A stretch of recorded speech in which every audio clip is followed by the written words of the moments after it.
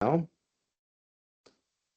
Okay, hi guys, and welcome to the Wild and Free Show. Sitting here in Deirdre's rehab, and you guys obviously have the cooler clinic because I am sweating. So, welcome to the Wild and Free podcast. We are joined by Shane Sifiso Ngwenya, a longtime volunteer of Deirdre's. How old were you when you started volunteering with Deirdre, Shane? Uh, how old was I? I 16. think 17, 15. Yeah, somewhere. Yeah, I was 15, 16. Yeah, 16 years. Mm. Yeah, 16 years old. How old are you now? and I'm 21. Yeah. So tell me, you are joining us all the way. You came to visit us all the way from the Western Cape. What are you doing here? Are you home for the holidays? Yes, I just got back from Western Cape. I'm home for the holidays, and what I'm doing in Western Cape, I'm studying. I'm studying Biodiversity and Conservation Biology, and I've completed my degree now. But I'm going to continue. Bye. I'm I gonna saw the continue. marks. Yeah. I'm gonna continue studying this year. I'm gonna be doing my honors, and yeah, I just wanna continue studying and get a smart qualification so that I can contribute to nature and conservation. But I'm more on the scientific side. As much as I love the field, but I'm more into the scientific side. So I just wanna use science and just try by all means to contribute to conservation. And it's Uh, been a lovely year, and having people like you and having working for like an organization like Wild and Free and studying a course that's involving nature and conservation, it really helped me a lot because most of the time when I started school, we don't have actually have the practical component.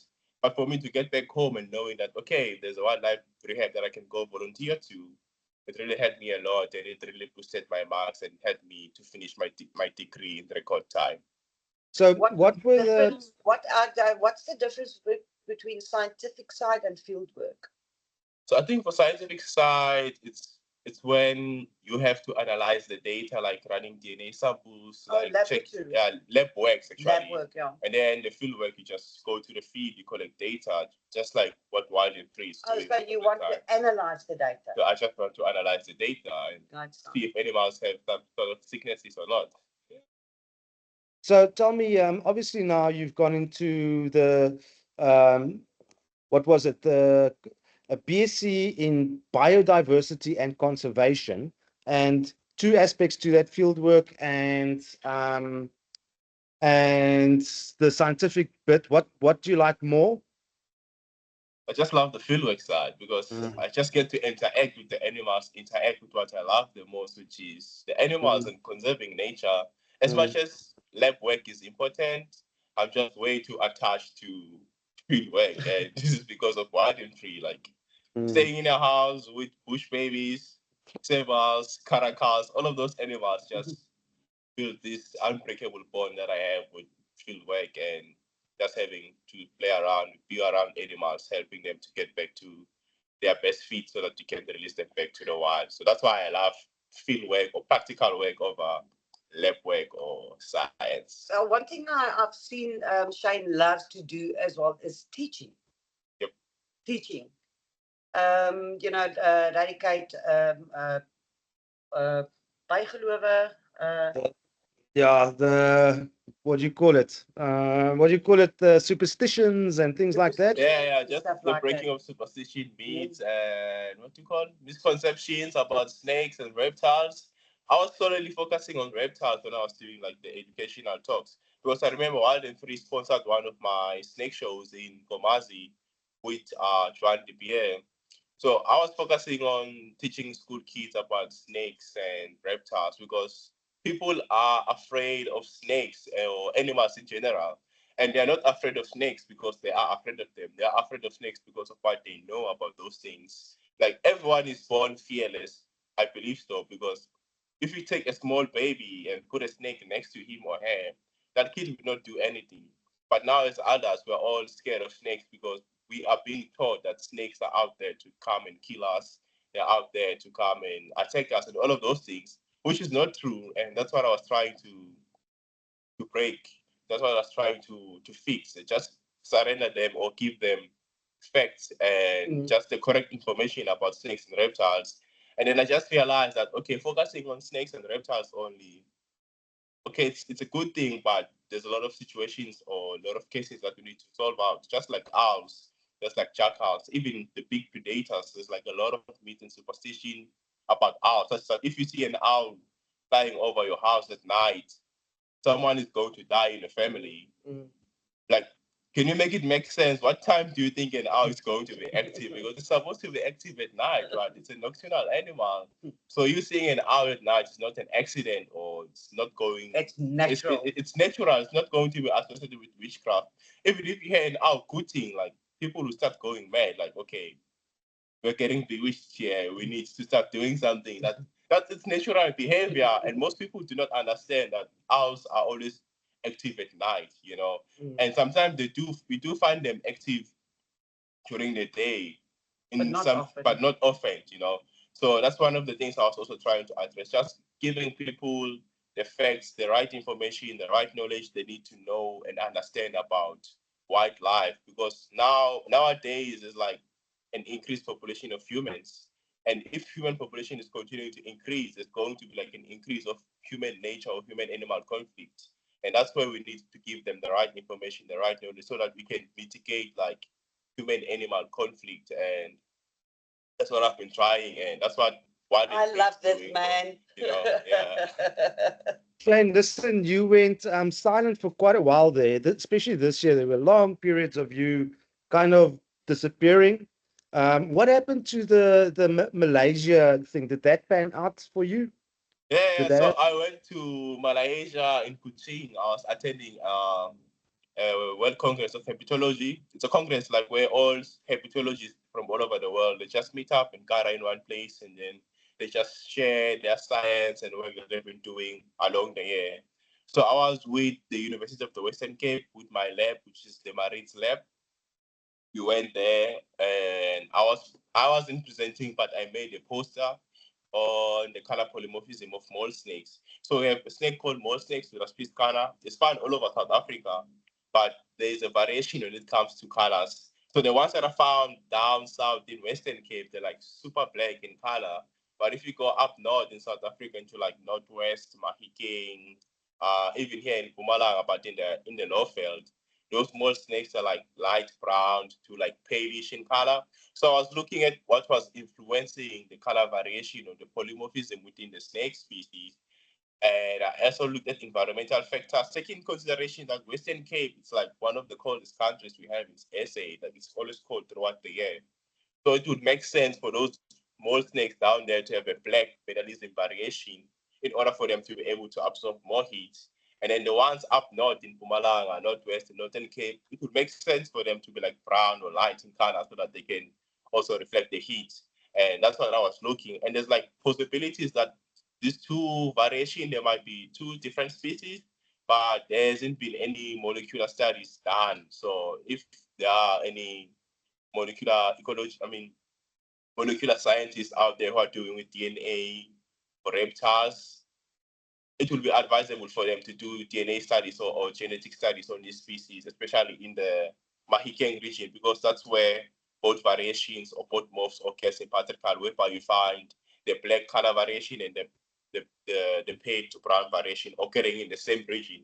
So if people want to find out whether is this a new species or different species, they need to go to that place and sample that species. Yeah, so they need to sample that area.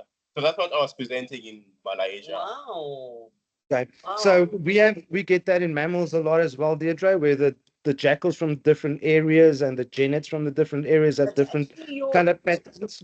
Your caracals from Cape Town is much smaller than the caracals in Limpopo, Mpumalanga. Is it a subspecies? Is it a subspecies? Yes, Oh, it is a subspecies. Yeah. Okay. According to Gary, I've spoken to Gary, and even your caracal, your serval, does have subspecies as well. Oh, very, very interesting. Now, how did you gather all the information, all the different species of mole snakes? How did you do that? Fieldwork. I used for this time. I didn't do field work for this time. I used citizen data. So there's this app called iNaturalist. So like people got taking pictures of snakes and then upload on iNaturalist. So people have been taking pictures of animals for the longest time, uploading on Facebook, uploading on iNet. So I was using the platform iNaturalist. So I collected all of the pictures from iNaturalist. I had, I think, about 800 records of mole snakes. Wow. With pictures, and I just categorized the pictures according to a color scale from super black, light black, to pale, to brown, and dark brown. So that's how I got the data. That's interesting. Clever using technology. Very clever. Yes. Shane, what is your Instagram handle? Oh, my Instagram handle is Shane underscore Niloticus. And it's funny how Niloticus is a species name for crocodile, which is Crocodilus niloticus. Hence, my surname is Ngwenya. Like direct translation of Ngwenya is crocodile in English. So that's how I end up with Crocodilus niloticus. I mean, Shane Niloticus is my Instagram handle. But I'm also on Facebook, though. If you want to reach out on Facebook, it's Shane, the environmentalist, wildlifer, and nature conserver. And funny story, like I literally changed my Facebook name. I think the day before I sent Mom Deidre and Facebook message on. I think I got her number on Facebook, and then I texted her via WhatsApp because my page was Shane the motivator. I was like, I'm not gonna be a motivator anymore. I need to change my name into like something that's going to relate to the work I was doing. I changed my name, and I remember I think it was in 2020 or 2021. Changed my name around December, and then I sent Deidre a message on WhatsApp, and he was like quite impressed with what I was doing, and he was like, "Hey, I really love to meet you. I really want to see more people committed just like how you are." Yeah. And then I came over on December, and I think I was supposed to come for a day. And I remember you guys had a bride with all of your volunteers. I arrived. I was supposed to fetch a snake tongue, and then Mom was like, "Why don't you just spend the night?" I was like, "Okay, cool. Why not? Spend the night." And then the following day, I had to go back home. He was like, "You're welcome. You can come here whenever you want." Yes. I went home, fetched my clothes, and I came back, and that's how And which is it all nice. began. Then he helped the snake catchers in Waterfall. Yeah. He loves catching snakes. You'll see on his Facebook page and on his Instagram. He loves snakes. Okay, so I'm going to do a quick rapid fire. A question with one answer. I've seen them do this, so let's try it. Let's see how it goes. Cool. Shane, Go for it. okay, vegetables or meat? Sorry? Vegetables or meat? Meat.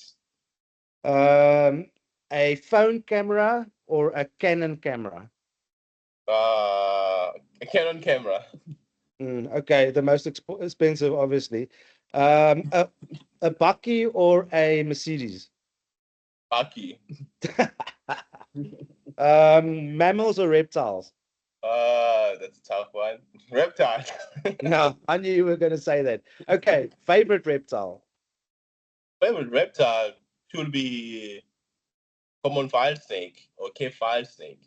Okay. Yeah. Okay, now I have to ask you why. So the reason is it's a non-venomous snake species. It's quite elusive to find. They usually come out during rainy days. And the most interesting thing about them is that they're non-venomous, but they're capable of killing snakes like your black mamba, your parfeta. And it's the same species. I remember one the beer found in Komatiport. Remember the albino one, albino fire snake? The fire snake, yeah, that's the one. Yeah, it's a very funny looking snake, and the farmers love them. They never ever kill them. Exactly. It has like a triangular shaped body. Like they eat venomous snakes. Yeah, very, very cool. So, Shane, I know you young people don't really plan years and years ahead, but come on, tell me, you have to have a 5-year plan. 5-year plan? Of course, I do have a 5-year plan. So starting from this year, I wanna focus on because my honors, I've finished my degree.